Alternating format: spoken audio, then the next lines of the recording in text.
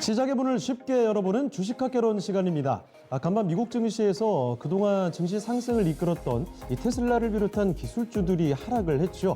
이 점이 오늘 우리 증시에도 부담으로 작용을 합니다. 양시장 모두 하락 출발하면서 오늘 대체로 파란불이 켜지고 있는데요. 한시 구간 넘어서 또다시 충격이 전해지기도 했습니다. 다소 재미없는 화요일장 보내고 있는데요. 그렇기 때문에 더욱 알찬 정보로 이 시간 채워보도록 하겠습니다.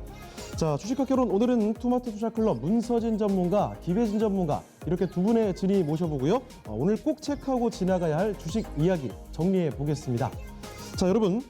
이 석유 수출국 기구 오펙이라고 알고 계시죠? 여기에 주요 산유국 10개국의 연대체가 오펙 플러스라고 있습니다. 자, 이 오펙 플러스 회의가 있다고 해서 뉴스에도 좀 자주 언급이 되고 있는데요. 이 내용부터 정리를 해보죠. 자, 주식 경제 이야기 쉽게 풀어보는 지니스타 지금부터 들어갑니다.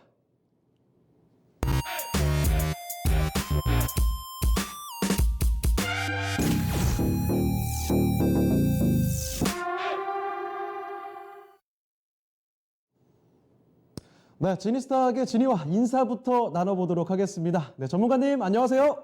네, 안녕하세요. 네, 반갑습니다. 자, 앞서 제가 이야기를 했던 이 오펙 플러스 이번에 회의를 갖고 생산량 조절 문제를 논의한다고 이야기 나오고 있습니다. 자, 전문가님 정확히 좀 어떤 관전 포인트가 있겠습니까? 네, 다들 아시는 것처럼 지난 6월 달에 국제 유가는 마이너스까지도 한번 갔었죠.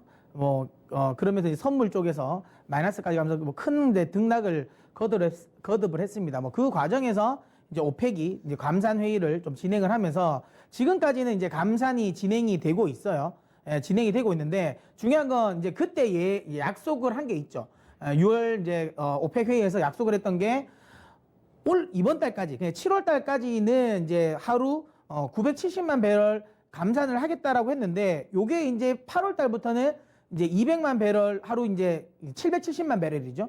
770만 배럴로 이제 감산하는 규모를 좀 줄이는 거죠. 근데 이거를 증산이라고 하는 건 좀 약간 그렇고요. 그러니까 감산하는 폭을 조금 더 줄인다라고 생각하시면 될 것 같습니다. 그래서 이제 요 부분을 논의를 하는 거예요. 원래 예정대로 이제 200만 배럴 정도 이제 이 그러니까 이쪽에 증산하는 거죠. 770만 배럴까지 감산 규모를 좀 줄이는 이런 부분을 이제 이야기를 하고 있는데 쪽에서 이제 오펙에서는 이야기를 하고 있는 게 그거죠. 글로벌 지금 이제 경제 재개에 따라서 좀 수요가 늘어날 것이다라는 기대감을 가지고 있는 겁니다.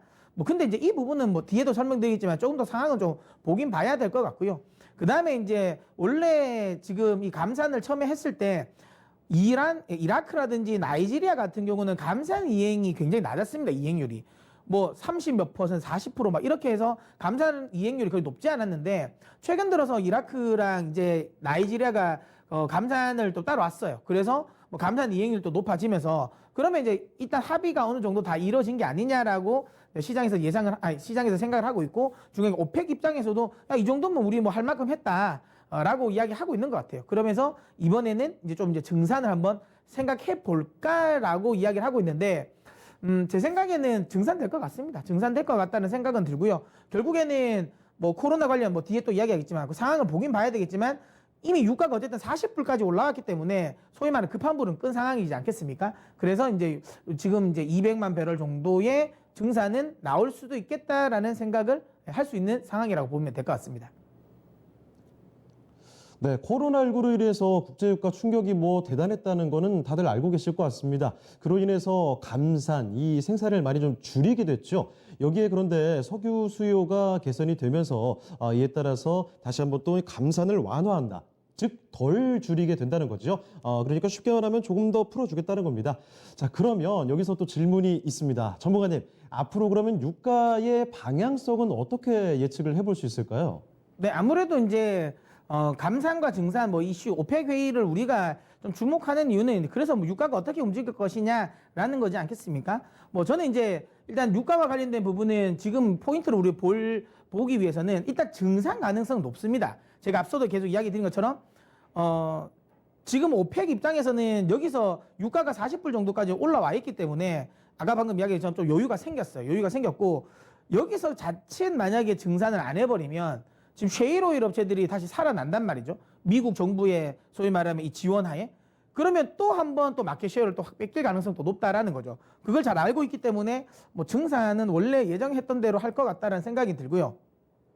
중요한 건 이겁니다. 그러니까 코로나 확산세가 좀 주목을 해봐야 되는데, 근데 이거는 유가를 끌어올릴 수도 있고 끌어내릴 수도 있는 재료이긴 합니다. 그러니까 이게 무슨 말이냐면, 만약에 미국이 지금처럼 코로나 확산세가 계속 확산이 되면 아무래도 수요와 관련된 부분, 그러니까 이게 확산 계속되면 수요 관련 쪽에서 다시 좀 줄어드는 거 아니냐라고 해서 유가를 좀 끄집어 내리는 재료로 작용할 수도 있고요.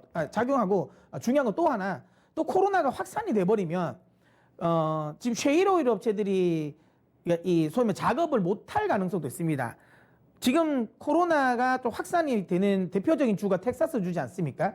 이 텍사스 주에 또 주요 이제 셰일오일 업체들도 또 많이 또 포진이 돼 있다 보니까, 만약에 이 코로나가 또 확산이 되면 셰일오일 업체들의 소위 말하면 이제 이 조업 일수가 또 더 좀 단축될 가능성도 있다라는 거죠. 그러면 이건 또 오히려 유가를 좀 끄집어 올릴 수 있는 재료이긴 한데, 뭐 시장 입장에서는 그렇게 보는 것 같아요. 그래도 이 셰일오일 업체들의 뭐 이 증산이라든지 조업을 다시 재개하는 것 쪽 포인트보다는 그러니까 수요 쪽에 조금 더 포인트를 맞추고 있을 것 같습니다. 그래서 만약에 코로나가 확산세가 다시 이어지면 또 유가는 또 하락할 가능성도 있다라는 것도 염두에 두시면 될 것 같고요. 그래서 이제 중요한 건 이건 것 같습니다. 유가는 당분간 추세적으로 상승하기도 어려울 것 같고요. 추세적으로 하락하기도 어려울 것 같습니다. 그러니까 뭐 지금 구간에서 40불 깨고 50, 60, 70 이렇게 움직일 만한 건 없다. 왜? 아직까지 글로벌적으로 코로나 확산세가 완전히 진정되지 않았고, 경제 재개가 진행이 되었다 하더라도 정상화된 구간은 아니다. 거기에 또 대체제들이 지금 현재 굉장히 많아지고 있다라는 점. 그 다음에 뭐 이게 만약에 정상화가 되면 결국은 또 셰일오일 업체들은 증산을 할 것이다라는 거죠. 그렇기 때문에 저는 뭐 꾸준하게 유가와 관련된 전망을 할 때 항상 했던 이야기가 있습니다. 유가는 하향 안정화될 것이다라는 거죠. 상승 추세로 가기에는 매우 어렵다. 지금 상황에서는 뭐 계속 이야기 드리고요. 근데 그렇다고 해서 뭐 예전 5월 달과 뭐 4, 5월 달 같은 그런 충격이 만약에 유가 원유 시장에 일어날 수 있을까? 그럴 가능성도 좀 제한적이라고 좀 보고 있습니다. 뭐 하루에 막 30%가 급락을 한다든지 뭐 마이너스로 빠진다든지 그럴 가능성도 크진 않다. 왜냐하면 그때 당시는 사실상 이제 시스템적인 좀 오류도 좀 있었다고 보시면 되고요. 또 하나는 결국에는 처음 맞아본 거잖아요. 처음 맞아본 거고, 이거 락다운이 딱 되고 났었는데 이제는 락다운에 대한 부분은 어느 정도 시장이 좀 염두하고 감수하고 있다라는 거고, 그 다음에 셰일오일 업체들도 어느 정도 지금 좀 정리가 좀 돼 있는 상태이기도 합니다. 그래서 공급이 추가적으로 아주 강하게 늘어날 가능성도 크지 않다라는 거, 그런 점을 감안한다면 뭐 추세적인 하락 가능성도 크지 않다. 그래서 저는 유가의 방향성은 30불에서 40불의 요 밴드 내에서 좀 움직이지 않을까라는 생각을 하고요. 혹시라도 오펙 회의 결과에 따라서 뭐 원유, 유가 관련 뭐 수혜주, 피해주를 뭐 공략하시는 분이 있으시다면 제 개인적인 생각은 굳이 이 유가에 좀 집중하실 필요는 없지 않을까라고 저는 생각을 합니다. 자, 오늘 지니스탁에서는요, 오펙 플러스 회의의 관전 포인트와 함께 유가의 방향성 이렇게 전망을 해 봤습니다. 자, 참고를 해주시고요. 지금부터는 김혜진 전문가도 같이 불러보도록 하겠습니다. 이 주식학개론 강의를 추가적으로 좀 들어볼 텐데, 어제도 사실 이 내용을 다뤄봤지만 오늘 또다시 한국판 뉴딜입니다. 왜냐하면 이 한국판 뉴딜 종합계획이 발표되는 오늘 당일이기 때문인데요. 자, 또 상세하게 정리를 해보도록 하겠습니다. 자, 주식학개론 오늘의 페이지 열어보겠습니다.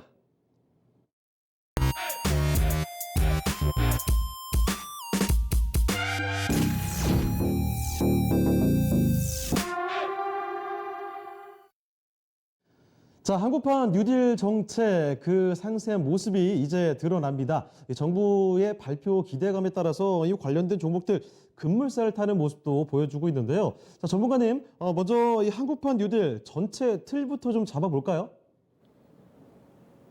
네. 한국판 뉴딜 정책이 드디어 오늘 오후 이제 발표가 됩니다. 발표를 앞두고 있는데요.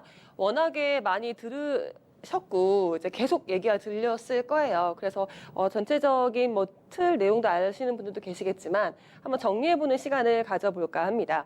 먼저 한국판 뉴딜은 뭐 재정 정책을 확대하는 거죠. 그래서 정부가 이제 직접 돈을 많이 써서 경제를 활성화시키겠다, 부흥시키겠다라는 것인데요.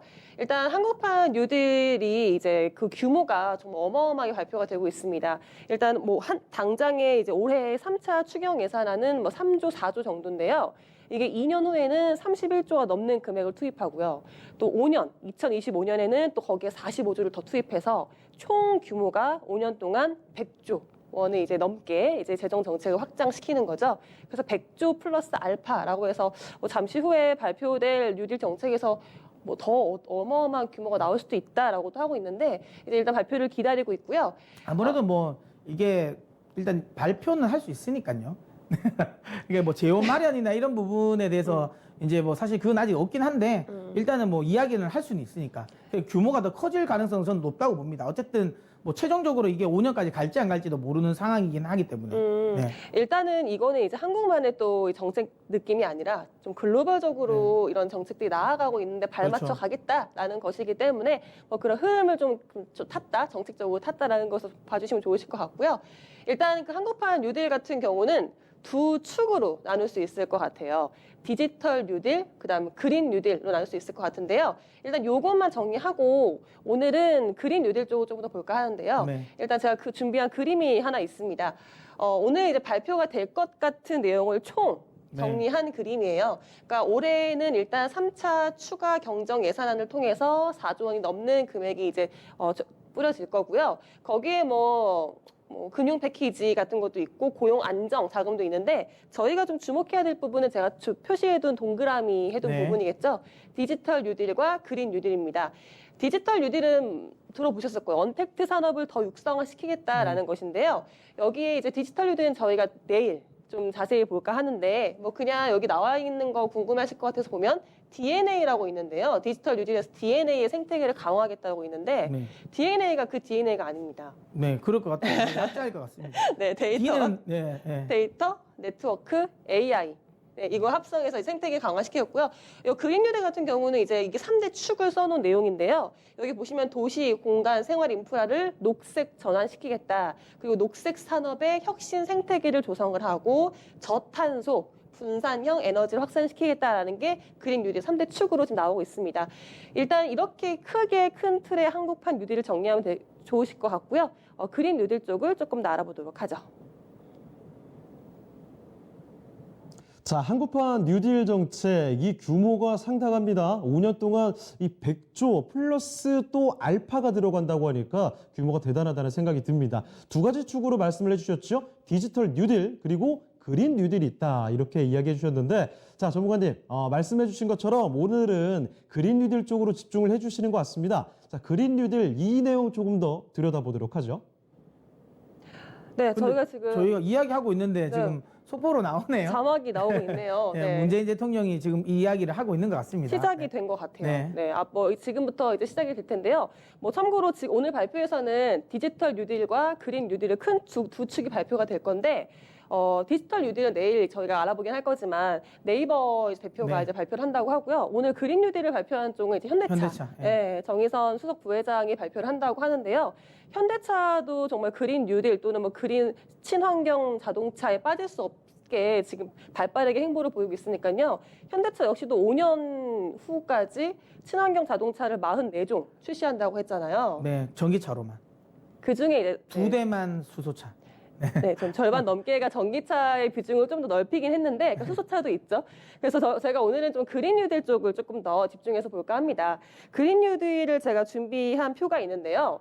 이게 그린 뉴딜이 이제 올해에만 쓰이는 자금이 1조 4천억 원이 들어갈 것이다라고 발표를 할 거고요. 뭐 좀 이따가 또 자세한 발표가 나오겠습니다만 거기에 이제 도시공간, 생활 인프라, 녹색 전환. 근데 여기 다 보시면 뭐 녹색, 뭐 저탄소, 뭐 이런 단어가 많이 나올 거예요. 그런데 그런 걸 종합해 보면은 결국엔 신재생 에너지를 육성하겠다라는 것이거든요. 그래서 그쪽으로 뭐 사회 간접 자본이나 뭐 도시형 그런 건축들도 점차 신재생 에너지를 활용한 인프라를 구축을 할 거고 여기서 나오죠. 뭐 친환경 차량, 선박까지도 이제 친환경 쪽으로 가겠다라는 게 큰 축이고요. 그리고 그린 뉴딜의 정책에서의 거의 이런 것들을 종합해 봤을 때 우리가 이런 식으로 가자라고 해서 신재생 에너지, 최근에 뭐 수소나 태양광이나 그다음 저희가 풍력도 소개해 드렸잖아요. 그쪽으로 가고 있는데요. 여기에 정책들을 다 좀 보면은 결국에 좀 핵심적인 내용이 두 가지가 있습니다. 제가 준비한 글도 있는데요.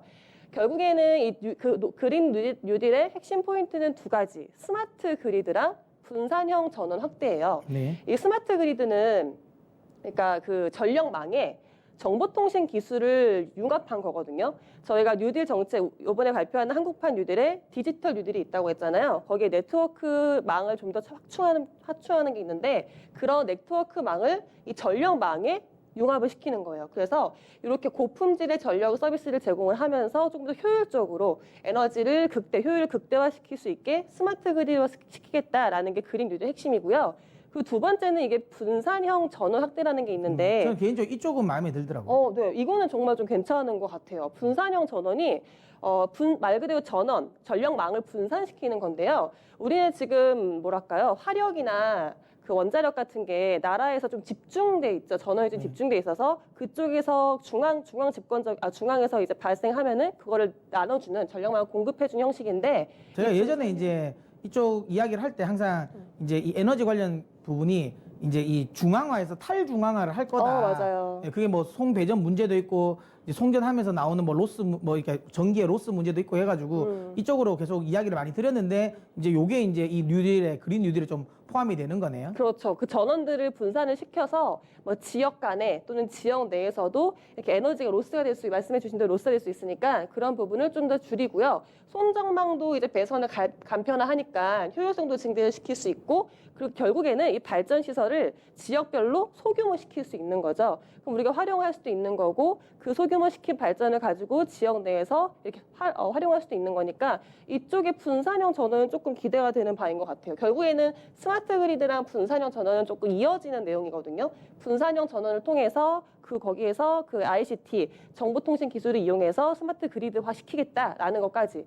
결국엔 그린 뉴딜은 이런 쪽으로 좀 신재생 에너지를 활용한 스마트 그리드와 분산형 전원 확대 쪽으로 좀 포인트를 잡아보시면 좋으실 것 같아요.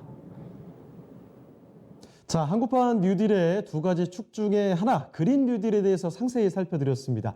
이 두 가지 용어를 잘 기억을 해두시면 좋을 것 같은데요. 스마트 그리드, 분산형 전원, 이 두 가지 용어는 챙겨두시길 바랍니다. 자, 그러면요, 전문가님, 이제 이 그린 뉴딜 쪽에 관련된 그 종목들 한번 체크를 해볼까요? 네, 뭐 저희가 이렇게 이야기하고 있는데 벌써 이야기가 나왔네요. 앞서 뭐 김희진 전문가님이 뭐 100 플러스 알파라고 했는데 예, 플러스 알파가 60조가 되네요. 지금 160조. 예, 160조 정도 한다고 했으니까 그만큼 이제 시장에서 이제 이런 한국판 뉴딜, 그러니까 디지털 뉴딜, 그다음에 저희가 이게 시세를 못 보니까 지금 종목들이 어떻게 움직이는지 잘 모르겠네요. 네. 그러니까 그래서 뭐 어쨌든 이쪽 관련 종목들이 뭐 오늘은 급등락이 있을 수 있을 것 같은데 맞아요. 이게 좀 약간 추세적으로 중기적으로 움직일 가능성도 높아 보입니다. 이게 어쨌든 투자 규모 자체가 물론 실제로 저렇게 집행이 될지는 모르겠지만 시장이라는 거 어쨌든 좀 기대감을 가지고 먼저 선행해서 움직이는 거니까요. 어쨌든 한국판 뉴딜 쪽에 이제 그린 뉴딜, 그다음에 이제 디지털 뉴딜 쪽인데 오늘은 저희가 그린 뉴딜 쪽에 관련된 종목, 특히 신재생 관련 종목을 저희가 이제 준비를 했고요. 이번 주는 저희가 이 한국판 뉴딜 좀 특집으로 저희가 이제 뭐 데이터 뉴딜 쪽이라든 이쪽은 저희가 이제 다음 뭐 내일과 그다음 목요일 이어서 3일 통해서 이거 좀 특집으로 저희가 또 이야기 좀 해드리도록 하겠고요. 그러니까 오늘은 뉴딜 관련주들이 다 잘 갔잖아요. 네. 기대감에 다 잘 갔는데 지금부터 또 기업의 가치라든가 네. 펀더멘털을 잘 분석하는 게 그렇죠. 좀 중요하실 중요한 것 같아요. 맞습니다. 그래서 일단 저희가 오늘 첫 번째로 한 거는 신재생 에너지 쪽을 한번 보도록 하겠는데요. 자, 저희가 준비한 종목들은 S퓨얼셀, 그다음에 이제 일진다이아, CS 베어링, 하나솔루션 이렇게 네 종목을 저희가 이제 소개를 시켜드릴 건데요. 뭐 사실 뭐 토마토 TV 방송을 보신 분들은 잘 아실 겁니다. 저는 개인적으로 이제 수소차에 대해서 제가 계속 좀 부정적인 이야기를 많이 했었죠. 수소차보단 전기차. 네, 그리고 뭐 수소차보다 차라리 전기차가 맞고 만약에 수소를 하실 거면 차라리 수소 연료 전지 쪽을 하셔라라는 이야기를 많이 드렸었는데 저는 개인적으로 이번에 뭐 수소 경제에서 그나마 그래도 현실성이 있고 그리고 많은 분들이 막 유럽 쪽이 또 수소를 막 개발하지 않냐라고 하지만 유럽 쪽의 핵심도 수소 연료 전지 쪽이거든요. 네, 맞아요. 예, 그 발전 쪽이 오히려 좀 특화가 돼 있기 때문에 이쪽에 좀 관심을 가지셨으면 좋겠다라고 이야기해 드렸고 두 가지를 조금 헷갈려 하시는 분들도 그렇죠. 아직 많으시더라고요. 네. 수소차와 수소 연료 전지가 뭐가 다르냐 하시는 네. 분들 계시는 것 같더라고요. 그래서 저희가 이제 좀 이야기를 드리면 제가 일단 먼저 S퓨얼셀 그러니까 수소 연료 전지와 관련된 수소 발전과 관련된 부분을 제가 먼저 이야기를 좀 드려보도록 하겠습니다. S퓨얼셀은 우리나라에서 이제 건물용 연료 전지 전문 기업입니다. 요거를 이제 좀 잘 아셔야 됩니다. 그러니까 건물용 연료 전지 기업이다라고 보시면 밑줄 되고요. 짝인가요?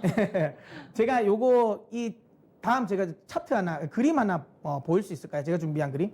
그러니까 여기 보시면 매출 규모인데요. 보시면 아시겠지만 이 S퓨얼셀의 매출의 거의 뭐 100%라고 보시면 됩니다. 네. 그러니까 96.8% 거의 100%죠. 건물용 연료 전지에 집중되어 있습니다. 그래서 제가 잠깐만 수소 이야기를 할 때 S퓨얼셀을 제가 이제 긍정적으로 보는 게 이쪽 시장은 확실하게 성장성이 매우 높고요. 그다음에 그러니까 수소차 이거는 시간이 걸리거든요. 근데 이쪽보다는 확실하게 수소 연료 전지가 조금 더 상용화가 더 빠를 가능성이 높습니다.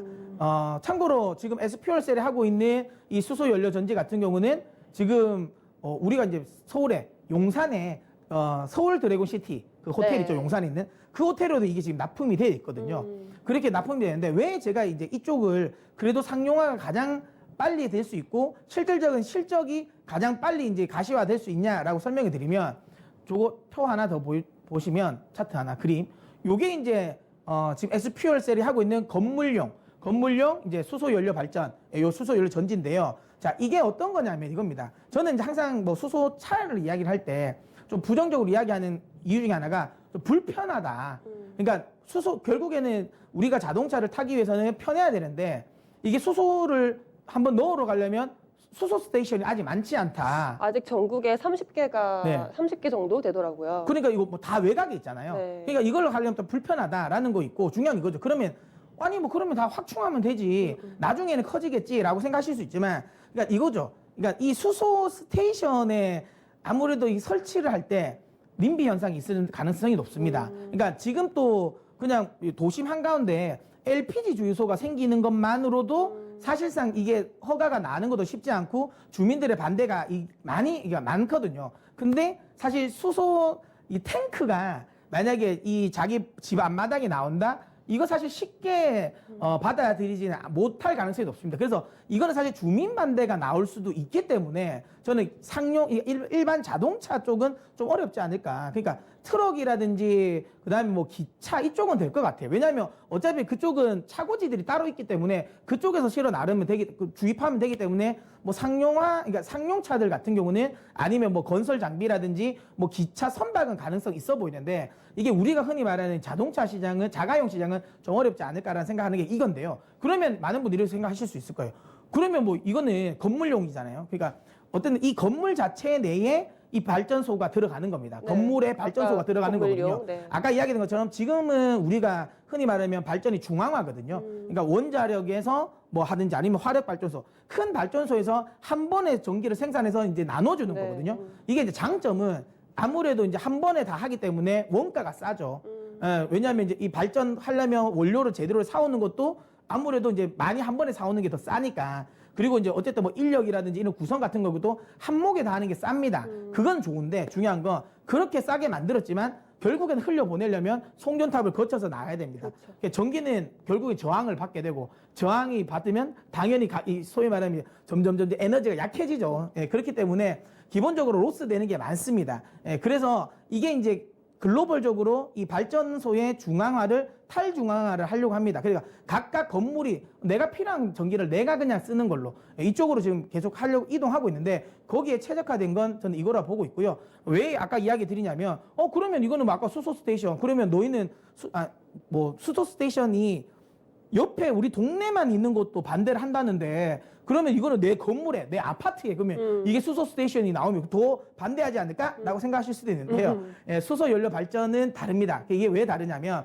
수소 스테이션이 없어요. 그러니까 모아놓는 수소 탱크가 없어요. 네. 그러니까 이게 기본적으로 도시가스든 LPG든 괜찮습니다. 그러니까 도시가스를 연결하면 거기서 그 LNG나 LPG에서 수소 추출기가 따로 있어요. 맞아요. 그 수소 추출기에서 수소를 개들기라고 추출합니다. 네. 그리고 나서 그 수소를 이제 발전을 시켜서 열이 나오고 그다음에 그 전기가 나오는데요. 그렇게 됐을 때 열로 인해서 온수가 나옵니다.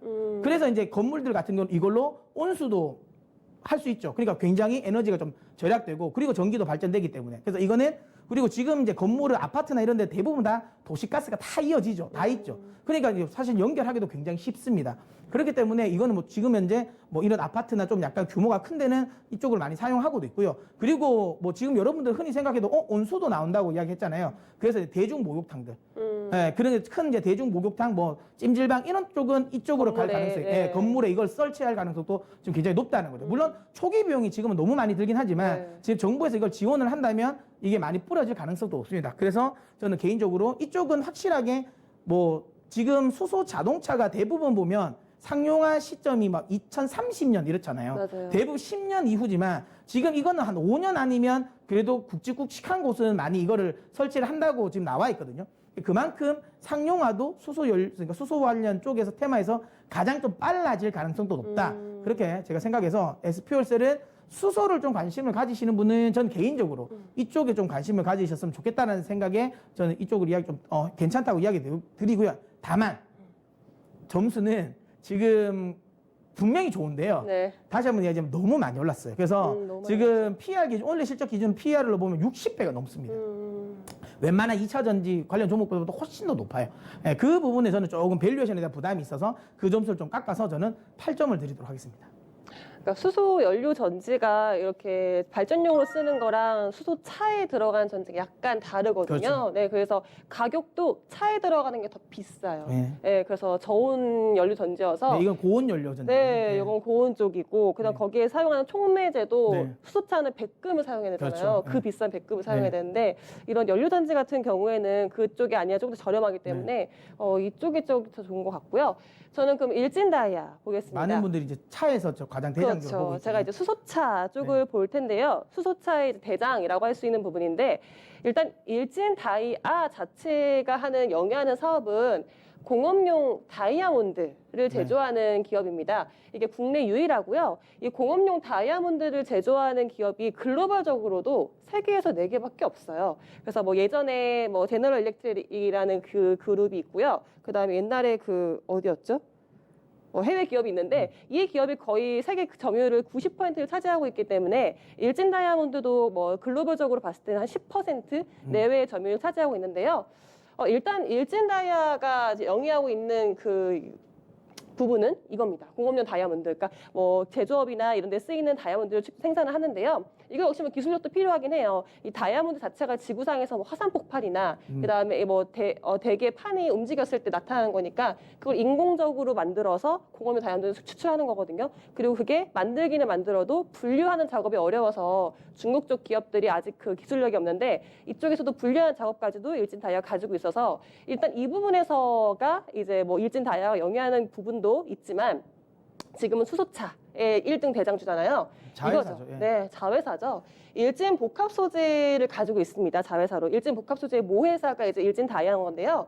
일진 복합 소재가 이제 국내 유일의 수소 전기, 그 수소 탱크를 만드는 기업이에요. 그 차에 들어가는. 그래서 그런 거에서 지금 수소차에서 거의 1등 대장주를 하고 있는 건데요.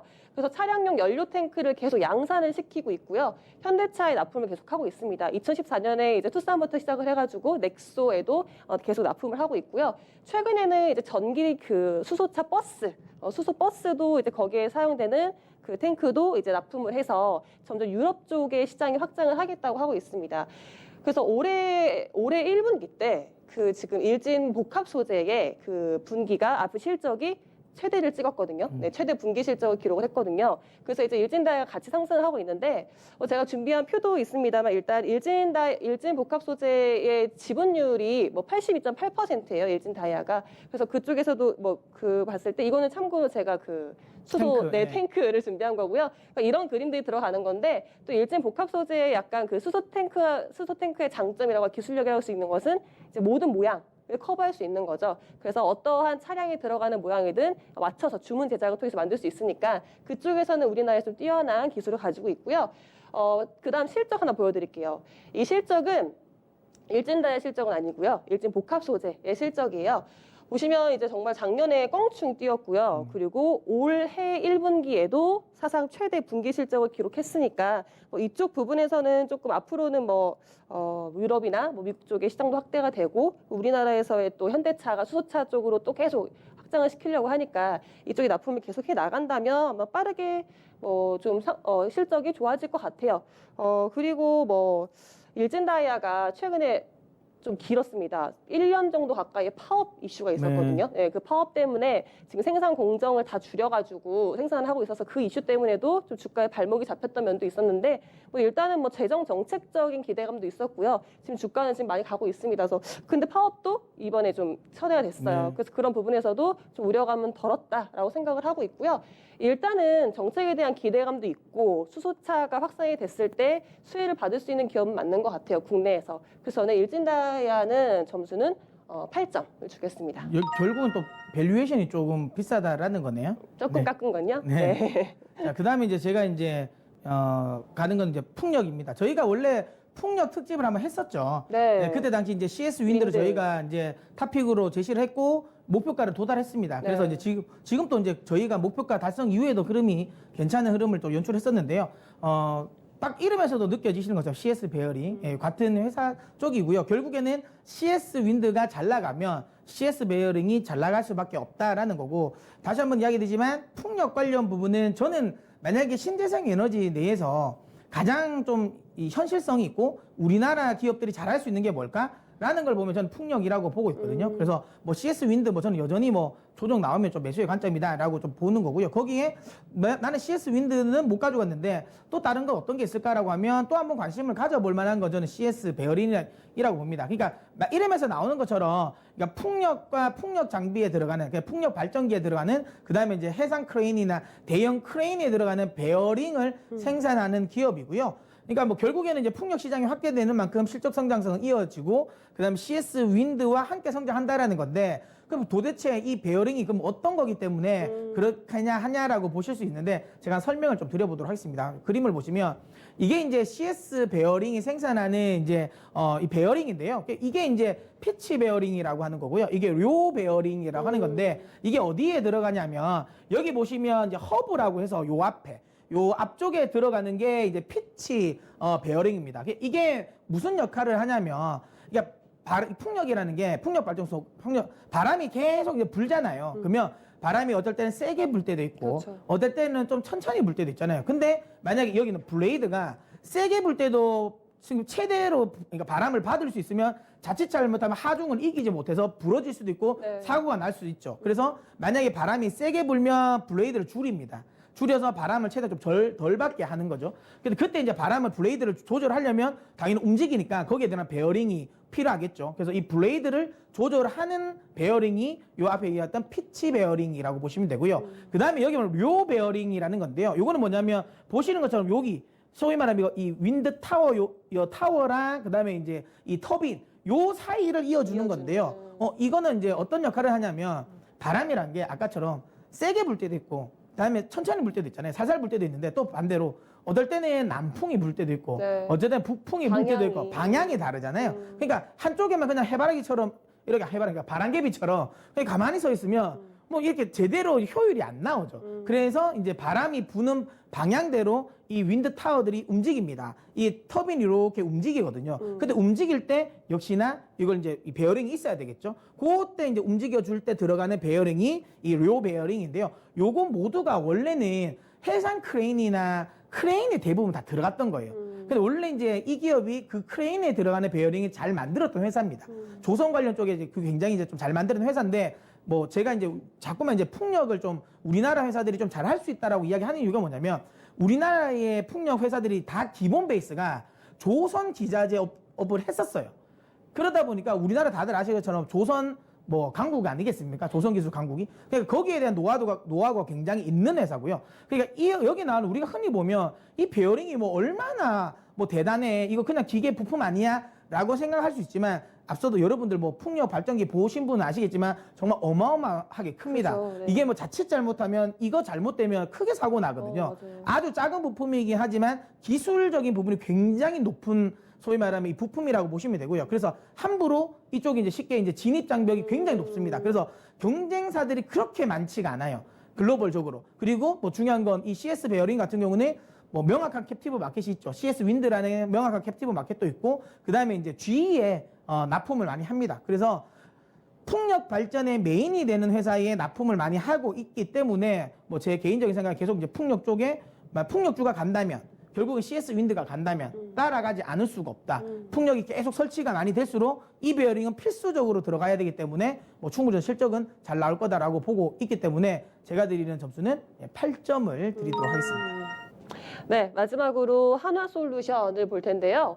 한화솔루션도 이제 전에는 제가 태양광 쪽으로 설명을 해드리려고 했는데 지금은 수소차 쪽에 조금 네. 더 힘을 실어도 되지 않을까 싶기도 한데요. 니콜라죠, 니콜라. 네, 니콜라가 네. 대단하죠. 일단 하나솔루션은요, 이제 하나케미컬과 하나큐셀과 하나첨단 소재가 이제 합쳐진 이제 기업이다라고 생각하시면 되는데요. 최근에 정말 니콜라의 지분 투자가 대박이 났습니다. 네. 이것 때문에도 최근에 관련주들이 다 상승했잖아요.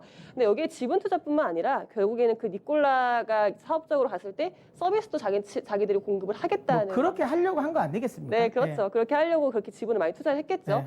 그래서 그런 부분에서 이제 설명을 해드릴 거고요. 두 번째는 이제 그 부분입니다. 태양광. 네. 태양광 쪽에 기존에 했던 사업, 태양광이 이제 시장이 성장을 하게 된다면 하나솔루션 역시도 큰 수혜를 받을 수 있을 것 같아서요. 현재 글로벌적으로 신재생 에너지가 이렇게 부각을 받고 육성을 하겠다고 하는데 그쪽에서 태양광도 빠질 수 없거든요. 우리나라도 좀 육성을 하는 그 신재생 에너지 중에 하나니까요. 이쪽에서 또 최근에 그 실적이 1분기 어닝서프라이즈 나왔습니다. 물론 국내 때문은 아니에요. 미국에서의 태양광 산업이 잘 돼서 코로나에도 불구하고 그쪽에서의 뭐 실적이 잘 나와서 1분기 어닝서프라이즈 나왔는데요. 그 부분도 이따 보여드릴게요. 일단 니콜라 지분 투자하는 쪽 좀 볼까요? 수소차 쪽에 기대감이 있습니다. 제가 준비한 그 표라 할까요? 그림이 있기는 한데요. 최근에 이 이 부분은 하나솔루션이 최근에 기업들을 상대로 정말 얼마 전인데요. 며칠 전이에요. 기업 공개 IR을 했는데요. 그쪽에서 정말 포부를 밝혔습니다. 청사진을 좀 그렸어요. 그래서 연평균 11%씩 우리가 성장할 수 있다. 그래서 점차 태양광이나 그다음 여기도 나오죠. 분산형 발전 기반 에너지를 네. 자기들이 만들겠다. 수소차. 제가 아까 계속 이야기했던 거. 네, SP열셀 이야기했던. 네, 이거는 근데 우리나라뿐만 아니라 글로벌적으로도 좀 흐름이 이쪽인 게 지금 일본이나 독일이나 미국은 다 이쪽으로 가고 있거든요. 그러니까 제가 이제 맨날 이야기할 때 일본 뭐 유럽 미국 수소 개발하니 이게 대부분 저쪽에 초점이 가장 많이 맞아요. 맞춰져 있어요. 사실은 글로벌적으로 네. 먼저 갔었으니까. 그러니까 결국에는 이제 나라의 중앙화가 아니라 탈중앙을 네. 시켜서 이제 지역 간의 지역 내에서의 분산형 발전 에너지를 기반으로 만들겠다라는 쪽이고요. 이거 보시면 수소도 있고 태양광도 있고 다 있어요. 그러니까 저 청사진 안에 그 두 개의 신재생 에너지가 다 있는데요. 그 다음 그림을 하나 보여주시면 이제 하나솔루션이 좀 뭐랄까요? 수소 산업 쪽에서 먼저 좀 토대를 좀 다졌다라고 하는 부분이 이게 하나솔루션이 지금 니콜라 지분을 투자하면서 계열사 쪽이 다 전체적으로 이쪽에 사업을 확장하려고 하고 서비스를 제공을 하려고 하고 있거든요. 보시면 일단 그 하나종합화학이 이제 지분을 투자하면서 이게 수소 충전소 를 운영을 하겠다고 운영권을 이제 일부러 확보를 할 거고요. 그 다음에 이제 하나 에너지가 그 수소 충전소에 충전할 수 있는 네. 태양광의 이제 발전 전력을 확보를 하겠다라는 전략을 피고 있고요. 그 다음에 하나큐셀 네. 같은 경우에는 그 모듈, 태양광의 네. 모듈을 공급을 하겠다고 하고 있고요. 그 다음에 하나솔루션 같은 경우에는 그 충전소와 트럭용의 수소 탱크를 네. 공급을 하고요. 이런 식으로 그 계열사들이 다 그 니콜라를 발판 삼아서 이 수소차, 신재생 에너지 쪽으로 가겠다고 하고 있고요. 현재는 이쪽으로 좀 기대감이 확실히 있는 것 같아요. 그래서 수소 전기차, 버스 같은 것도 니콜라가 아직 양산은 하진 않았습니다만 이쪽이 된다면 하나솔루션은 충분히 수혜를 받을 수 있을 것 같고요. 그 다음에 이제 원래 했던 태양광 쪽도 보여드리면 태양광에 이제 폴리실리콘을 이제 하나솔루션이 영위를 하고 있으니까 폴리실리콘 같은 경우에는 태양광 전력 발전을 할 때 빛을 전기 에너지로 전환시켜주는 정말 필수적인 요소라고 할 수 있거든요.